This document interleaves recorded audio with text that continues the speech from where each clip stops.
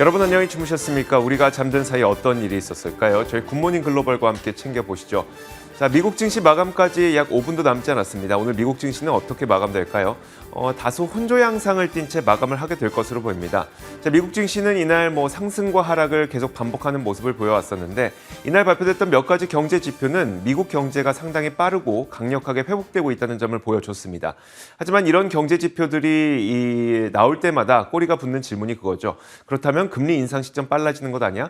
여기에다가 FOMC 의사록이 공개됐는데 인플레이션이 계속 높다면 금리 인상할 준비가 되어 있다는 내용이 확인되면서 이런 것은 한 차례 미국 증시를 장중 한때 하락으로 전환시키기도 했습니다.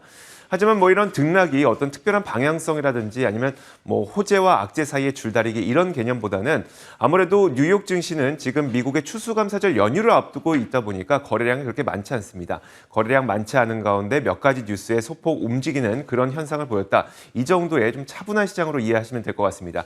자, 전체적인 큰 분위기는 이렇고요. 자세한 마감 분위기는 전체린 앵커가 전해드리겠습니다. 네, 11월 24일 미국 증시 마감 직전 현재 시장 상황 체크해 보도록 하겠습니다. 3대 지수는 보합 수준에서 약세권에서 움직이다가 막판 들어 S&P 500 지수 그리고 나스닥 지수 현재 힘을 내주고 있습니다. 상승으로 전환을 하고 있는 모습이고요. 오늘도 어떠한 큰 재료에 따라서 움직이기보다는 몇몇 개별 종목들의 움직임이 조금은 눈에 띄는 하루였습니다. 실적을 전한 기업으로는 의류 기업인 갭과 백화점 체인인 노드스트롬이 있었는데요. 두 곳 모두 월가 예상을 밑도는 실망스러운 어닝을 공개했습니다. 그러면서 주가가 20%대 이상 크게 하락해가는 흐름입니다. 게다가 다음 실적에 대한 전망도 그렇게 좋지가 못합니다. 억눌렸던 수요가 뒷받침하는 강한 연말을 보낼 거다라는 기대와는 달리 인플레이션과 임금 상승으로 인해서 마진 타격이 생각했던 것보다는 큰 것으로 나타나고 있습니다. 그러다 보니까 갭의 주가 현재 24% 가까운 하락권에서 움직이고 있는 모습입니다. 그 밖에 오늘 전해진 경제 지표들도 하나씩 리뷰를 해보겠습니다. 일단 다소 반가운 소식이 한 가지 있는데요. 미국의 주간 실업보험 청구자 수가 크게 감소한 것으로 나타나고 있습니다. 전주보다 7만 명 이상 감소하면서 총 19만 9천 명을 기록한 건데요. 이는 팬데믹 이래 최저치일 뿐만 아니라 지난 1969년 이후 최저 수준이 되겠습니다. 더불어서 3분기 GDP 성장률 잠정치도 발표가 됐습니다. 연율 2.1%를 기록하면서 앞서 나왔던 속보치 2.0%보다 상승한 움직임이었습니다. 다만 내구재 수주가 전월 대비 0.5% 감소했다라는 부분이 다소 아쉽게 평가가 되고 있고요. 또 마지막으로 연준이 주시하는 물가지표 10월의 개인 소비 지출 PCE 가격 지수 역시도 발표가 됐습니다. 전년 대비 4.1% 증가를 기록하면서 월가 예상에 부합하는 수준으로 기록이 됐습니다. 자, 그렇다면 이런 재료들 속에서 오늘 섹터별 등락 현황은 어떻게 되고 있는지 확인해 보도록 하겠습니다. 일단 오늘 같은 경우에는 부동산이 1% 이상 상승하면서 가장 강했고요. 에너지 섹터 역시도 어제에 이어서 강한 흐름을 보여주고 있습니다. 전반적으로 모든 종목들이 상승하고 있는 에너지 섹터 현재 1% 가까운 상승권에서 움직이고 있고요. 그랬던 반면에 필수 소비재 0.3% 낙폭입니다. 그리고 부동산 섹터 역시도 0.7% 하락하면서 현재 가장 약한 흐름 나타내고 있습니다. 그렇다면 그 안에서 종목별 흐름들은 어땠는지 맵을 열어서 분위기 확인해 보도록 하겠습니다. 일단 전반적으로는 어두컴컴한 분위기입니다. 그만큼 큰 등락을 나타낸 종목들이 많지는 않다는 의미가 되겠는데요. 기술주 안에서 반도체 섹터가 그나마 힘을 내주고 있습니다. 엔비디아와 AMD 2%와 3%대의 강세권에서 현재 움직이고 있는 모습 확인이 되고요. 또 어제에 이어서 금융 섹터 내에서 비자와 마스터카드도 힘을 내주고 있습니다. 마스터카드 현재 3%대의 플러스권에서 거래되고 있는 모습 확인되고 있습니다. 이렇게 마감 직전 뉴욕 증시 분위기 확인해봤습니다. 잠시 후 거래 마치고 돌아와서 남은 이슈 체크해보겠습니다.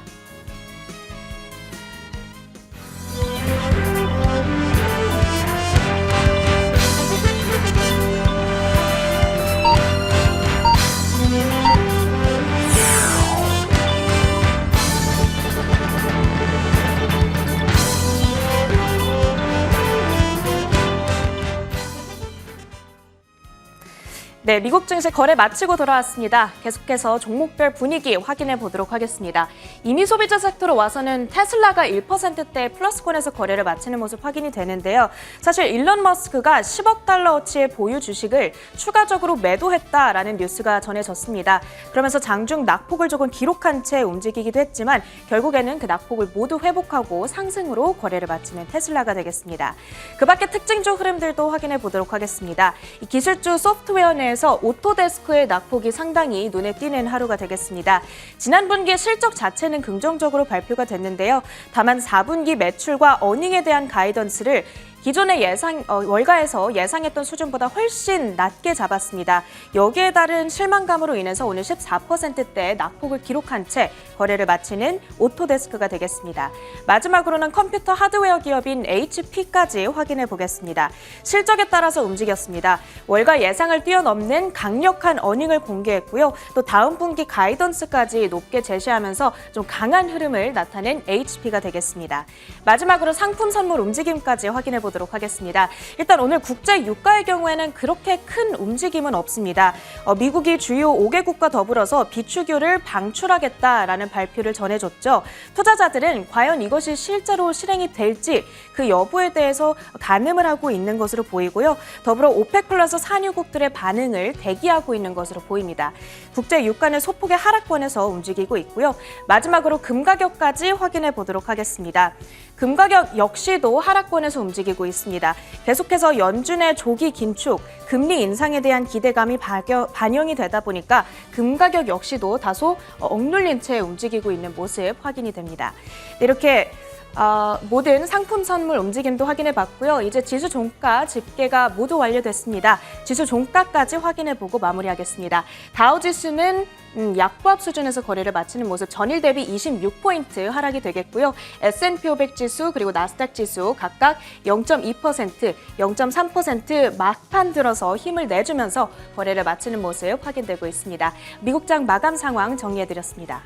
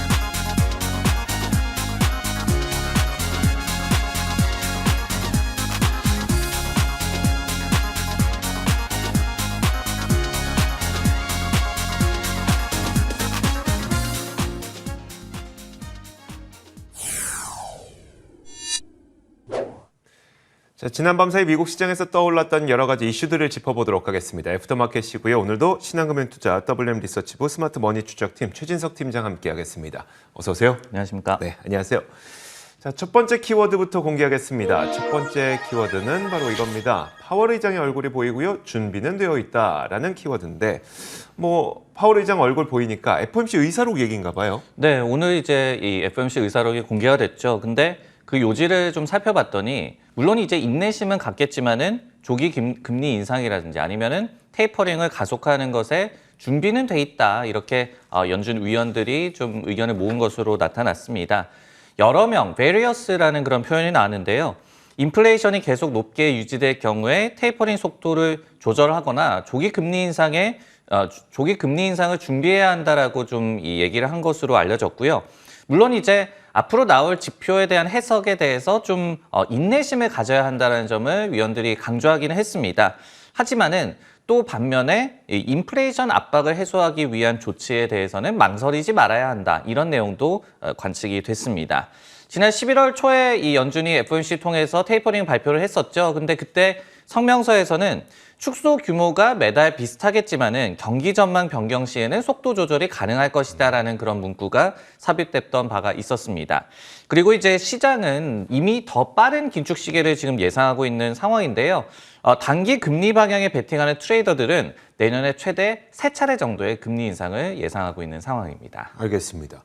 자, 이런 가운데 또 이 연준이 통화정책 목표치로 내세우고 있는 PCE 물가지표, 개인소비지출 물가지표가 나왔어요.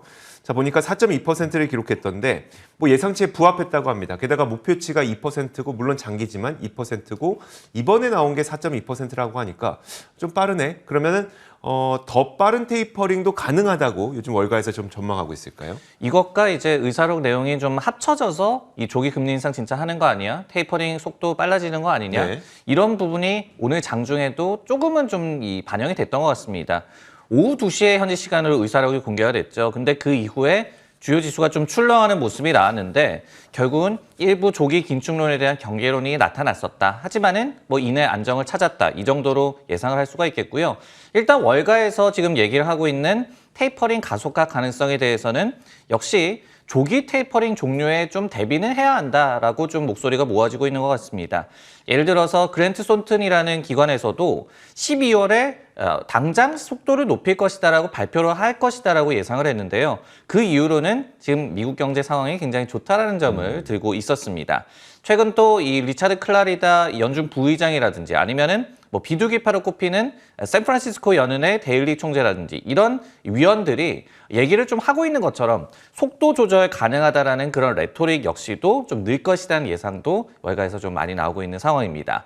물론 이제 좀 신중론도 여전하게 좀 있는 상황인데요.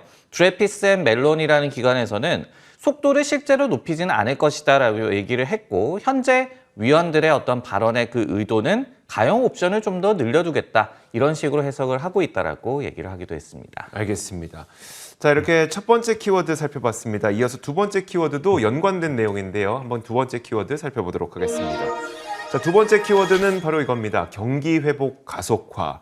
사실 이날 발표됐던 미국 경제 지표들이 여럿 있었습니다. 조금 전에 소개해드렸던 뭐 PCE 물가 지표도 있었고요. 그 외에도 다양한 지표들이 있었는데 이 지표들이 대체로 미국 경제가 굉장히 빠르게 회복되고 있다는 점을 다 보여줬습니다. 자, 몇 가지를 짚어보자면 지난 10월 가계 소비 지출이 1.3% 늘어났습니다. 이런 가운데 개인 소득 역시 0.5% 늘어났고요. 자, 주간 실업보험 청구 건수는 19만 9천 건을 기록했죠. 이게 어느 정도로 적은 거냐면 1969년 11월 이래 52년 만에 가장 적은 수치가 나왔다고 합니다. 그만큼 실업보험을 청구한 사람의 수가 적었다는 거는 많은 사람들이 일을 하고 있다는 얘기겠죠. 자, 반면에 지난 10월 개인 소비 지출 PCE 지표는 4.2% 증가해서 이것도 역시 1991년 이래 30년 만에 최고치를 기록한 겁니다. 쉽게 말해서 일하는 사람이 많아지면서 소득도 늘고 있고 소비도 늘고 있는 가운데 물가는 4.2% 이렇게 증가했다 이렇게 보면 될 것 같은데요. 자, 미국 경제가 강력하게 회복되고 있다는 점을 보여줬기 때문에 이게 나쁘다고 볼 수는 없겠습니다만 어쨌든 이래 그 물가가 많이 오르다 보니까 그럼 금리 인상 속도가 빨라지는 것 아니야? 앞서 얘기했던 그런 우려가 계속 나오는 거죠. 자, 또 임금 상승이 그러면 앞으로 계속 임금 상승이 앞으로 이루어져야만 이런 소비 현상은 계속 이어질 수 있을 것이라는 전망이 나오고 있는데요.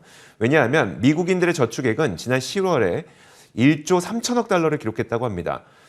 지난 3월에는 정부의 부양책을 통해서 여러 가지 지원금이 나왔던 때였었는데 이 당시에 저축 금액이 5조 7천억 달러 수준이었다고 합니다. 지금은 거기에 한 3분의 1, 4분의 1 정도 수준 이제 지원금은 끊기고 많은 사람들이 일자리로 돌아가면서 소비 많이 일어나고 하다 보니까 저축액이 많이 줄어든 건데 저축률 역시 지난 10월 7.3%를 기록해서 팬데믹 이전 수준으로 복귀하고 있다고 합니다.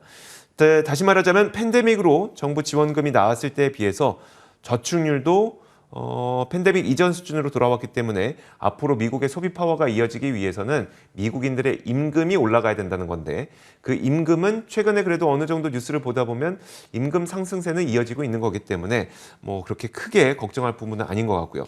자, 어쨌든 두 가지 측면인데 금리 인상은 앞당겨질 수 있는 가능성이 있지만 경기 회복이 빠르게 일어나고 있다는 점은 우리가 나쁘게 볼 게 전혀 아니거든요. 네. 이런 지표들을 좀 어떻게 봐야 될까요? 결국은 오늘도 이런 좋은 지표들이 나왔기 때문에 FOMC 의사록에서 어떤 뭐 테이퍼링 속도를 가속화하거나 조기 금리 인상에 대한 그런 시그널이 나왔음에도 불구하고 시장의 뭐 충격이 좀 제한적이었다. 결국은 이런 지표를 우리가 볼 때는 조기 긴축에 따른 충격을 완화해 줄 수 있는 그런 요소로 충분히 해석할 여지가 있을 것 같습니다. 왜냐하면은 경기 상황이 좋으면 이제 뭐 금리가 조금 올라가더라도 상황이 뭐 그렇게 나빠지진 않기 때문이죠.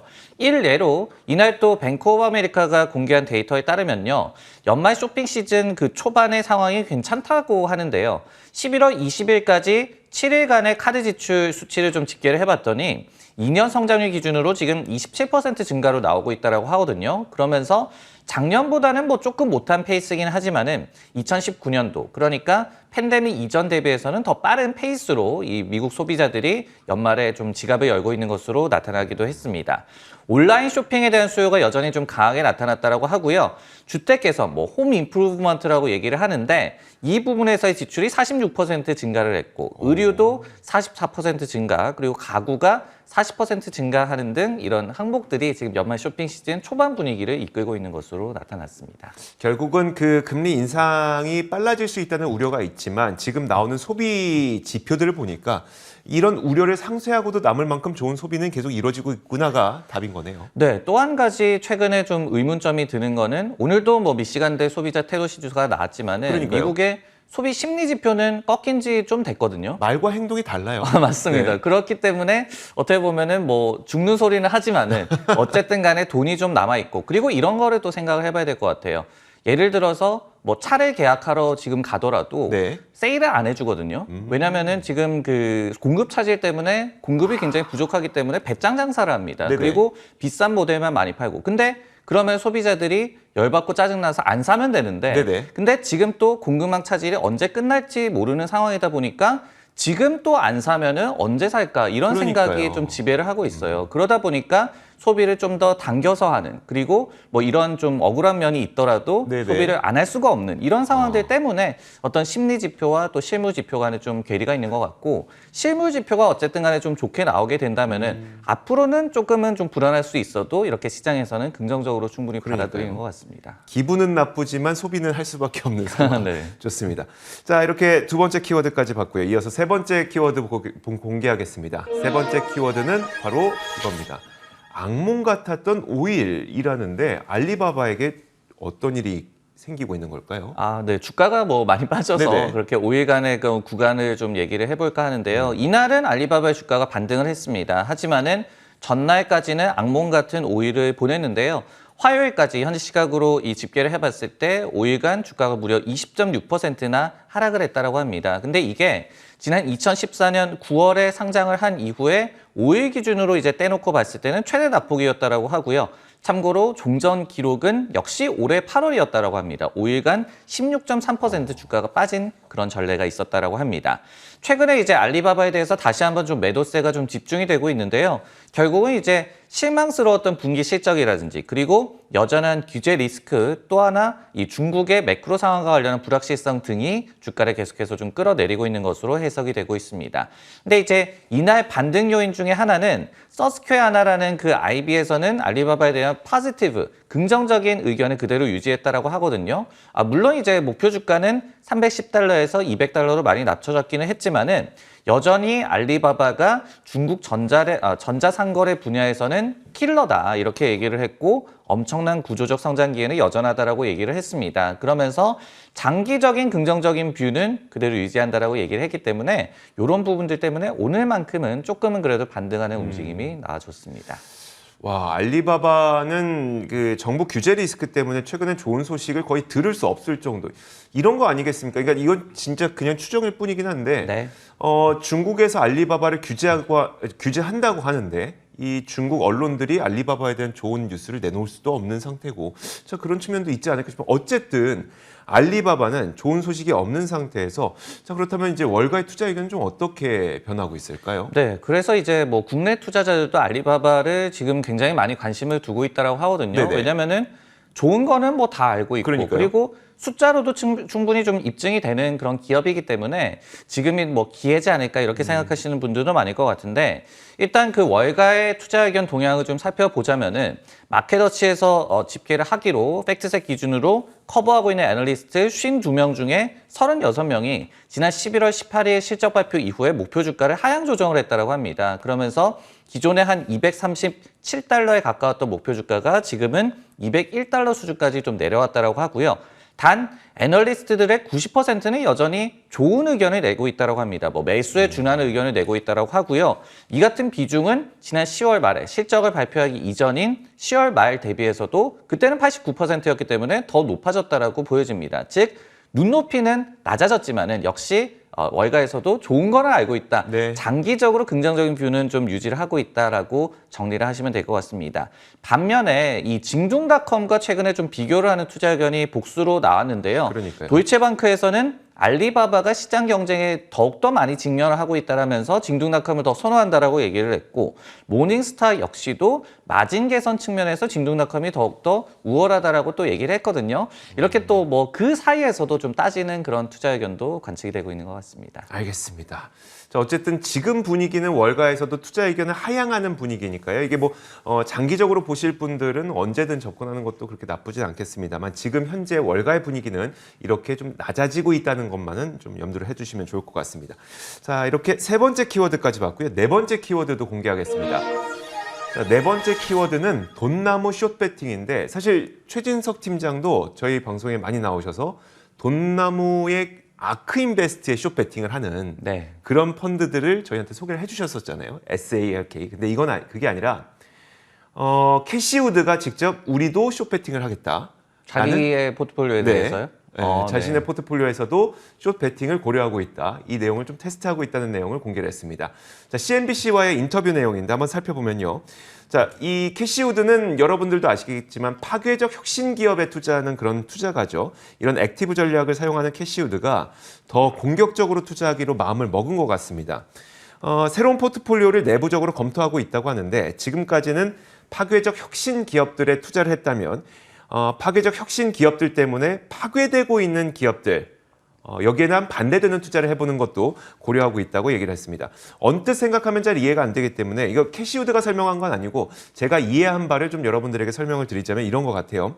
자, 쉽게 생각해 보자면 아마존이 급성장하고 있는 그 와중에 백화점 기업들이 많이 무너졌잖아요. 그러면 아마존에 투자했던 것이 지금까지의 캐시우드의 전력이었다면 아마존이 성장하니까 아마존에 투자하면서 백화점에 숏배팅을 하는 그런 방식으로 조금 더 공격적인 투자 전략을 세우겠다고 이번에 밝힌 것으로 보입니다. 물론 구체적인 내용은 나오지 않았기 때문에 저는 제가 이해한 내용을 여러분들에게 설명을 해드린 거고요. 자, 캐시우드는 주요 인덱스에 포함되어 있는 대부분의 기업들이 역사적으로 매우 잘 해왔지만 엄청난 혁신성장 기업들이 그 자리를 대체하고 있다면서 그렇기 때문에 오히려 벤치마크들은 장기적으로 리스크를 안고 있다고 설명을 했습니다. 그러면서 우리가 할 수 있는 방법은 대형 벤치마크에 포함된 기업들을 숏 베팅하는 방법, 그리고 이 기업들은 대부분 혁신성장 기업 때문에 파괴되고 있는 기업들이겠죠. 자, 이렇게 설명을 했는데요. 자, 매우 공격적인 투자 전략이 개인 투자자들에게 아주 자극적으로 들릴 수는 있겠습니다만 사실 올해만 놓고 보면 이 아크인베스트는 그렇게 좋은 수익률을 못 냈죠. S&P 500이 뭐 25%가량 상승하는데 아크인베스트의 대표적인 이 펀드 가운데 하나인 ARKK는 오히려 올해 15% 마이너스 손실을 기록하고 있기 때문에 사실 이렇게 좋은 성과를 내고 있는 상태는 아닙니다. 자, 그러다 보니까 이 ARKK가 뭐 이런 새로운 더 공격적인 전략까지 구상하고 있다고 하는데 이 ARKK에 대한 요즘의 월가의 시각은 어떨까요? 저는 이제 자기 포트폴리오에 숏을 한다라고 해서 좀 반대되는 배팅을 해서 좀 해칭을 한다는 그런 뜻인 줄 알았습니다. 네. 근데 듣고 보니까 좋게 보는 기업에 대해서 롱을 하는 것과 더불어서 네. 나쁘게 보는 기업한테 숏을 한다. 더욱더 뭐 공격적인 네네. 배팅이다. 굉장히 흥미로운 그런 내용이었고요. ETF에 대해서는 사실 뭐 보고서가 직접적으로 많이 나오지는 않습니다. 그렇기 때문에 우리가 시장에서 지금 ARKK에 대해서 어떻게 좀 생각하고 있느냐. 결국 이제 편입 비중이 높은 종목들에 대한 판단을 좀 참고를 해봐야 될 것 같아요. 최근에도 뭐 이 시간을 통해서도 많이 전해드렸지만은 줌비디오 같은 경우에 최근에 이제 실적 발표한 이후에 굉장히 분위기가 안 좋죠. 그러면서 네. 단기 급락하기도 했었고, 그리고 로쿠라는 또 이 스트리밍 관련주가 있는데 이 역시도 조금은 최근에 좀 이 분위기가 안 좋은 상황입니다. 그럼에도 불구하고 캐시우드는 좀 더 이 로쿠라는 종목을 담기도 했었고요. 그리고 또 한 가지 분위기를 저희가 감지할 수 있는 그런 힌트는 ETF의 자금 흐름을 이제 참고하는 것이 좀 유효할 것 같습니다. 근데 ETF DB.com에 따르면요. 11월 1일부터 한 11월 22일 정도까지 집계를 해봤을 때 3.6억 달러 가까운 좀 자금이 지금 순유출되고 있다고 하거든요. 이 ARKK ETF에서. 네. 즉, 지금 국채금리도 좀 많이 상승을 하고 있고, 그리고 이 편입 상위 종목들이 실적 미스 등에 의해서 상황이 좀 안 좋은 상황입니다. 그러다 보니까 이 ETF에 대해서는 뭐 단기적으로는 지금 자금 흐름도 좀 좋지 않은 상황이다. 이렇게 정리할 수가 있겠습니다. 확실히 요즘처럼 금리가 올라가는 상황에서는 이 ARKK처럼 적자 기업들이 많은 포트폴리오보다는 아무래도 경기 민감주이지만 그리고 뭐 아주 강하게 오르진 않지만 돈을 잘 벌고 있는 기업들, 이런 기업들이 훨씬 더 포트폴리오에 담아두는 게 이득인 것 같습니다. 네, 뭐 알리바바의 예도 마찬가지겠지만은 투자자들은 이 선택을 하거든요. 네. 왜냐하면은 돈이 무한정 있는 것이 아니고 이 종목도 담고 이 종목도 담고 이럴 수가 없기 때문에 네네. 그렇기 때문에 뭐 예를 들어서 국채금리 상승기에 굳이 왜 ARKK 이런 생각을 시장에서 많이 하게 되면은 그만큼 네. 이렇게 뭐 자금 흐름도 안 좋고 뭐 의견도 좋지 않아지는 것 같습니다. 알겠습니다. 자, 이렇게 지난 밤사이 있었던 여러 가지 이슈들을 4가지 키워드와 함께 살펴봤습니다. 신한금융투자 WMG서치부 스마트머니 추적팀 최진석 팀장과 함께했습니다. 고맙습니다.